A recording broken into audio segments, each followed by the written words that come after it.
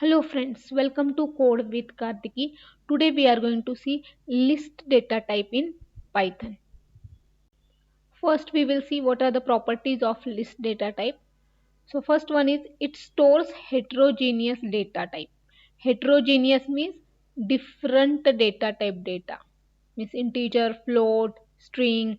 It can contain list also. It can contain other non-primitive data types. Different data type data is allowed. Then ordered data means whatever the list elements are there, those are stored in proper order. So and to create list, whenever you are creating list, you have to use this square bracket. So these square brackets are mandatory. So for example, this is my list 1 2 3 4. So this is my list. So order data means whatever each element is there, for each element there will be indexes provided. Means using indexing and slicing you can access list element. So that is the meaning of ordered data type. So list is one ordered data type. Then duplicate elements are allowed. Means for example, this is your list and you have this. Means here duplicate elements are allowed. Means repetition of elements are allowed in list data type. Then constructor function to create list is this. So this is the list function. Using this list function you can create list. And what it takes one iterable. Means one collection it will take, and from that collection it will create one list. Then mutable means dynamically you can change this data. Dynamically change means you can dynamically add remove elements from this list. So that is the meaning of mutable, means changeable, right? So this is the properties of list data type. Now here I have taken some examples of list. So for example, I want to create empty list. So L1 is one list, and to create empty list I am just using empty square brackets, right? So this is the empty list. Then I want to define one list literal, means that is one constant I am defining. So that is 1 2 3 4. Remember that these square brackets are mandatory when you are defining list. Then here list inside list is there. So I have told you lists are allowing heterogeneous data type elements. Means here you are having list, and inside that list you are having another list. So for example, L4 is my list, and in this list also I am showing you heterogeneous data. So this is boolean, this is integer 3.14, this is float.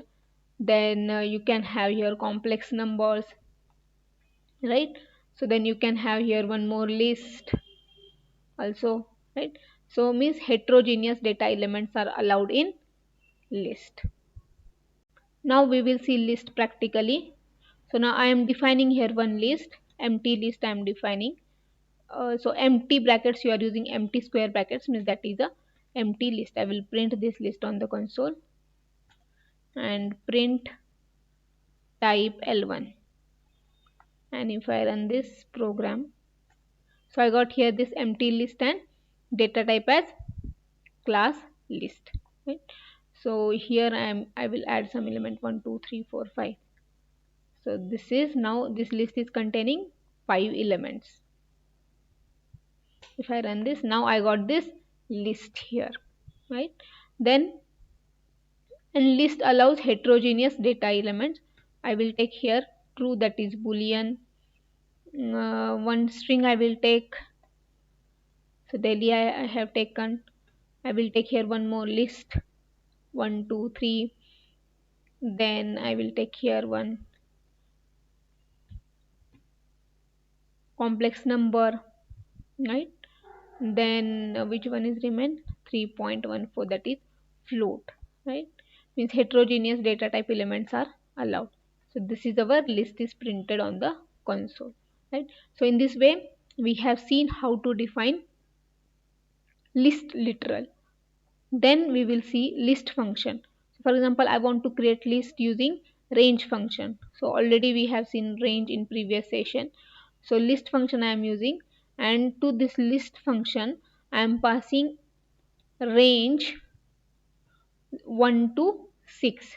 So with this, what is going to happen? So what is use of this range function? We have already seen it is used to create sequence.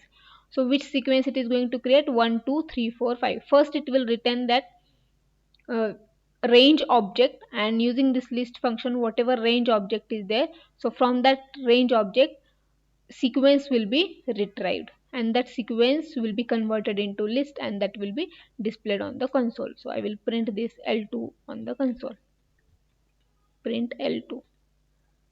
So if I run this program, so now we got this list.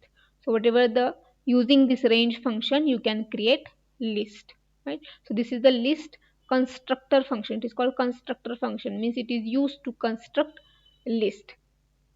So in this way we have seen introduction to list. In next session we are going to see how to change this list, means we are going to check mutability of list in next session.